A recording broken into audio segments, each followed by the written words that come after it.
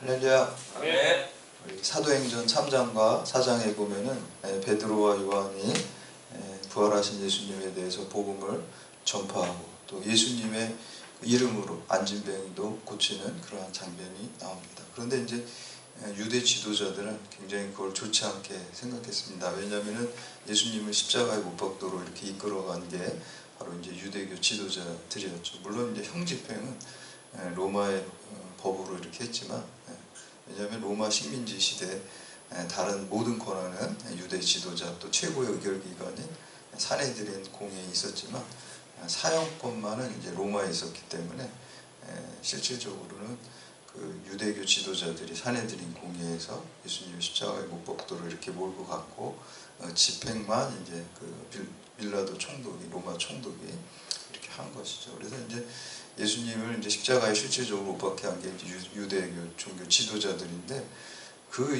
예수가 살아났다 그러니까 그건 이제 자기네들이 잘못한 게 되는 거잖아요. 그렇게 되면은 그리고 예수님의 이름으로 또 병자가 또 고쳐졌다 이렇게 돼가지고 이게 민간에 퍼지면은 자기네들의 치부와 잘못이 이제 다 드러나게 되기 때문에 상당히 안 좋아했고 위기의식을 느끼게 된 거죠. 그래서 이제 베드로와 요한을 이제 잡아들였습니다. 잡아들여가지고 대제사장 안나스, 가야바 이런 유대교 지도자들이 신문을 하죠. 베드로와 이제 그 요한에게 네가 도대체 누구의 이름으로 사람들을 고치고 또 이러한 일을 행하느냐 이렇게 이제 물어보니까 그때 이제 베드로와 요한이 대답하기를 너희가 십자가에 못 박힌 또 하나님께서 생명으로 부활로 일으키신 나사렛 예수 그리스도의 이름으로 우리가 병자를 고친다 이렇게 얘기를 하고 하나님께서 우리 모든 천하 만민에게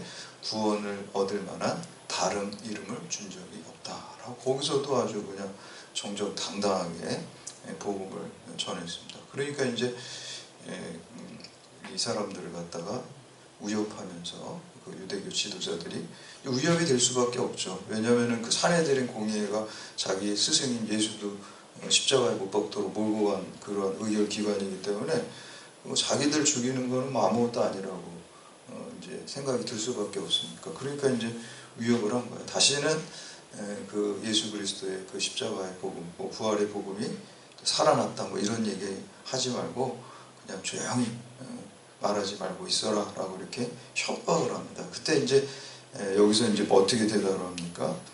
베드로와 요한이 하나님 앞에서 너희 말을 듣는 것이 하나님 말씀 듣는 것보다 옳은지 판단하라. 우리는 보고 들은 것을 말하지 않을 수 없다. 완전히 변화된 거죠, 이 제자들이. 원래 이제 제자들이 예수님 십자가 달려 돌아가실 때는 연루돼가지고 자기도 이제 피해 있거나 같이 죽게 될까봐 다 도망갔어요. 그리고 이제 베드로는 3번씩이나 예수님 모른다고 부인했단 말이에요. 근데 이 사람들이 완전히 변화됐어요. 왜 변화됐을까요? 십자가상에서 십자가를 보고 변화된 게 아니라 부활하신 예수님을 만난 다음에 변화된 거예요. 그 십자가도 부활이 있어야지 의미가 있는 거예요. 십자가의 능력이 부활해서 비로소 완전해지는 겁니다. 만약에 예수님께서 우리를 대신해서 십자가에 죽으셨다 그러는데 부활하지 못했다 그러면은 감사하고 고맙긴 한데 하나님으로 우리가 믿을 수는 없어요. 본인의 생명도 살리지 못하는데 어떻게 우리를 살릴 수가 있습니까? 그래서 십자가의 의미는 예수님께서 정말 살아나셨기 때문에 부활하셨기 때문에 십자가의 능력이 있게 될 줄로 믿습니다. 그래서 십자가는 부활에 의해서 완성되는 거예요. 그래서 이제 그 부활하신 주님을 만나고 나니까 이 제자들이 변화가 된 거예요. 십자가의 의미가 그때 비로소 완전해진 거예요. 부활을 통해서 십자가의 능력과 구원의 역사가 일어나기 시작하니까 이제는 기껏 해봤자 자기 육체적인 목숨만 거둬들이고 영혼은 어떻게 하지 못하는 사람을 두려워하지 않게 됐어요. 변화된 거죠. 그리고 오직 두려워하는 분은 몸과 영혼까지 멸하시는 하나님 한 분만 두려워하게 됐습니다. 그러니까 사람 앞에서는 담대하게 복음을 전할 수가 있던 것이죠. 야, 니네가 해봤자 내 육체적 목숨밖에 더 뺏어가겠냐? 나는 영원한 천국과 부활을 소망하면서 사는 사람인데, 그러니까 완전히 바뀌어진 것이죠. 그래서 이제 갈라디아서 1장에도 보면은 사도 바울이 고백이 똑같은 고백이 나와요. 사도 바울도 변화된 거잖아요. 원래 사도 바울도 예수 믿는 사람을 핍박하고 예수 믿는 사람을 잡아들이는 사람에서 다메섹 도상에서 부활하신 예수님 만난 다음에 이제 완전히 변화됐잖아요. 그런 다음에 사도 바울도 이렇게 얘기를 합니다. 갈라디아서 1장에서 내가 사람들을 좋게 하랴, 하나님을 좋게 하랴, 사람들에게 기쁨을 구하랴. 내가 지금까지 사람의 기쁨을 구하는 것이었다면 그리스도의 종이 아니다. 베드로와 요한과 사도 바울의 공통점은요, 부활한 예수님을 만난 다음에 이 땅의 것을 구하는 것이 아니라 영원한 천국의 것을 구하는 사람으로 변화된 것입니다. 영원한 생명을 구하는 사람으로 완전히 뒤바뀌어진 것입니다. 그거는 이제 다른 말로 우리가 바꾸면은 이제 이 사람들은 사람들에게 인정받는 게 별로 중요한 게 아니에요.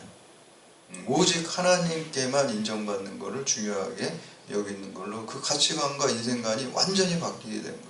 하나님께 인정받는 사람으로 이제 살아가야 되겠다. 그래서 이제 베드로, 요한, 바울, 그 믿음의 사람들은 다 하나님께 인정받는 사람으로 그 관심과 초점과 방향이 그렇게 바뀌어져야 될 줄로 믿습니다. 물론 우리가 이제 사회생활하면서도 사람에게도 인정 당연히 받아야죠. 성실하고 열심히. 우리의 본질은 하나님께 인정받고 사람에게 인정받아서 선교하고 그들을 전도하고, 그래서 여기서 맡겨진 사명을 잘하는 가운데서 사람한테 인정받는 것이 본질은 하나님께 인정을 받는 것입니다. 그래서 오늘 우리가 함께 보게 된 이 그 디모데 후서 말씀에 보면은 이 디모데 후서는 바울의 유언과 같은 편지라 그랬어요. 로마 황제인 네로에 의해서 기독교 박해를 하게 됐고 사도 바울을 이제 잡아들였습니다. 그래서 로마의 감옥에 2차 투옥이죠. 한번 1차 투옥했다가 풀려났었고 다시 이제 해가지고 이제는 바울이 자기도 직감을 했어요. 야, 내가 여기서 순교하는구나.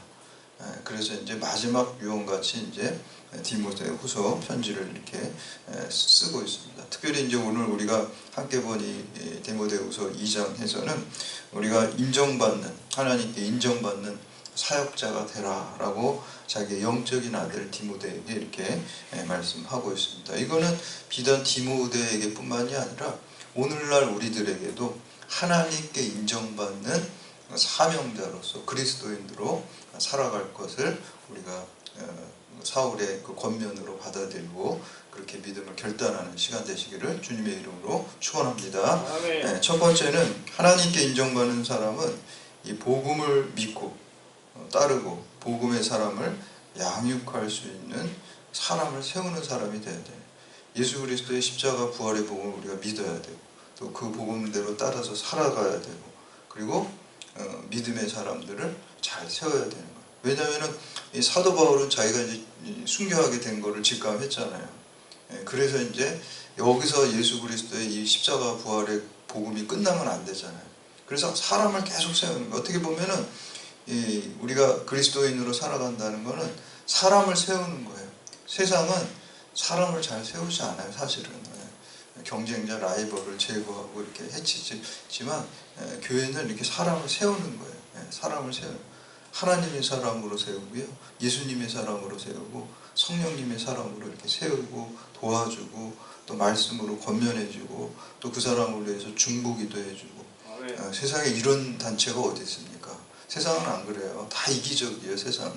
근데 우리는 사람으로 기쁨으로 사람을 탁 세워질 때 너무 기뻐요. 그렇죠? 그 사람이 안 믿던 사람이 막 부정적인 사람이 우리가 말씀과 기도와 권면으로 해가지고 하나님에 대해 세워주면 그거보다 기쁜 게 어디 있어요? 그렇잖아요. 우리는 이렇게 사람을 이렇게 세워주라고 다시 한번 신신당부를 하는 거예요. 우리 1절하고 2절 말씀 함께 봉독합니다. 시작. 내 아들아, 그러므로 너는 그리스도 예수 안에 있는 은혜 가운데 강하고 또 내가 많은 증인 앞에서 내게 들은 바를 충성된 사람들에게 부탁하라. 그들이 또 다른 사람들을 가르칠 수 있으리라. 아멘. 그래서 내 아들아, 믿음의 아들로 벌써 디모데를 길렀을 뿐만 아니라 이제 내가 순교해서 없을 때도 다시 한번 그냥 마지막으로 그냥 높아심에 신신당부하는 게 너 역시도 믿음의 사람을 내가 너를 기른 것처럼 너도 또 출산하라는 거예요. 너 믿음의 아들들, 믿음의 자녀들을 자꾸 출산하라고 이렇게 권면하는 것을 볼 수가 있습니다. 하나님께 인정받는 사람, 하나님 기뻐하시는 사람은 이렇게 다른 사람들을 믿음의 사람으로 양육하고 제자로 길러내고 하는 게 믿음의 사람들의 역할입니다. 그래서 두 번째는 하나님께 인정받는 사람은 그리스도의 병사 그리고 선수, 농부가 되는 것입니다. 우리 3절에서 7절까지 말씀 함께 봉독합니다. 시작. 너는 그리스도의 예수의 좋은 병사로 나와 함께 고난을 받으라. 병사로 공부하는 자는 자기 생활에 얽매이는 자가 하나도 없나니 이는 병사로 모집한 자를 기쁘게 하려 함이라. 경계하는 자가 법대로 경계하지 아니하면 승리자의 관을 얻지 못할 것이며 수고하는 농부가 곡식을 먼저 받는 것이 마땅하니라. 내가 말하는 것을 생각해보라. 주께서 범사에게 중명을 주시리라. 아멘. 사도 바울은 이제 신앙인의 삶을 세 가지 종류의 사람들로 비유하고 있어요. 첫 번째는 군인이고, 두 번째는 운동선수고, 세 번째는 농부에다가 비유를 하고 있어요. 군인은 어떤 사람입니까? 명령에 살고 명령에 죽는 거예요. 군인이 명령을 안 지키면 그건 이제 군인 신분이라고 할 수가 없습니다. 군법회의 회부대요. 무조건 명령에 살고 명령에 죽는 거예요. 그와 마찬가지로 우리 그리스도의 군인, 그리스도의 군사는 주님의 명령에 절대적으로 순종하고 충성되게 그 사명을 감당하는 것입니다. 그래서 오늘 하나님께 인정받는 자는 군인과 같이 주의 명령에 순종하고 그 명령을 잘 따르는 거예요. 그리고 이제 오늘 말씀해 보니까 군인은 개인의 사사로운 일에 얽매이지 않는다 그랬어요. 사적인 일이 아니라 사적인 일에 얽매이지 않고 병사로서 모집한 자를 기쁘게 한다 그랬어요. 군인으로 우리를 부르신 분, 우리를 그리스도의 군인으로 부르신 분이 누구십니까? 예수 그리스도잖아요. 그러니까 예수 그리스도를 기뻐하시는 일을 위해서 군인으로서 목숨을 바쳐서, 군인의 일이 얼마나 고되고 힘들고 생명까지도 내놔야 되는 일 아닙니까? 그래서 고난을 함께 받으라. 고된 일이죠. 고난이 있고 핍박이 있고 그럴지라도 군인과 같이 나를 부르신, 나를 모집하신, 군인으로 모집하신 주를 위해서 그 고난을 기쁘게 감당할 때 그 승리가 우리가 같이 예수 그리스도의 승리가 우리의 것이 될 줄로 믿습니다. 두 번째는 그 운동선수 같이 되라고 하고 있습니다. 우리 운동선수는 우리가 금메달 따기 위해서 얼마나 노력하고 절제하고 훈련하고 그래야 됩니까? 그렇죠? 그런 것처럼 마찬가지로 여기서 아마 이제 사도 바울이 경기라고 한 거는 그 올림픽 경기라고 보통 이제 신약 성서학자들은 얘기를 해요. 그리스에서부터 4년마다 올림픽이 있었어요. 그리고 이제 이 로마가 이제 지배한 시대에도, 사도 바울 시대에도 올림픽 경기가 있었거든요. 그래서 아마 바울이 이제 신앙인들의 모습을 믿음의 경주라든지 이런 운동 경기에 자주 비유하는 거를 우리가 볼 수 있잖아요. 그게 이제 올림픽 경기 때문에 그래요. 그래서 이제 이게 올림픽 경기였을 것이다 이렇게 하고, 그리고 이긴 자에게 뭐가 주어집니까?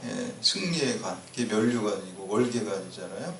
그 관을 얻는다. 그런데 이제 여기서 주의할 점이 있어요. 5절에 보시면은 법을 지켜야 되는 거예요. 법을 지키지 않고 하면은 그 관을 얻을 수가 없다라고 해요. 그렇죠?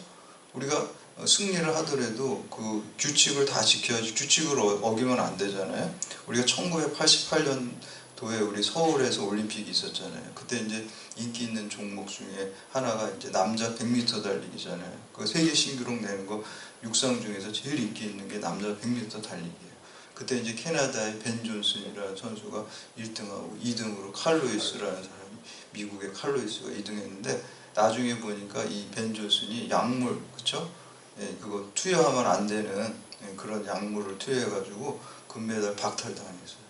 그러니까 아무리 금메달 따도 그 법을 지키지 않으면, 룰을 지키지 않으면은 금메달을 딸 수가 없고 그 월계관을 얻을 수가 없다라는 것이에요. 우리가 믿음의 경주도 마찬가지입니다. 법이 뭡니까? 하나님 말씀대로 해야 돼. 하나님 말씀 쫓아가야 돼. 내 마음대로 하면 안 되는 거예요. 목적도 수단도 다 하나님 말씀대로. 해야 돼요. 예, 좋은 목적이라고 할지라도 내 맘대로 수단을 아무렇게나 하면 안 돼요.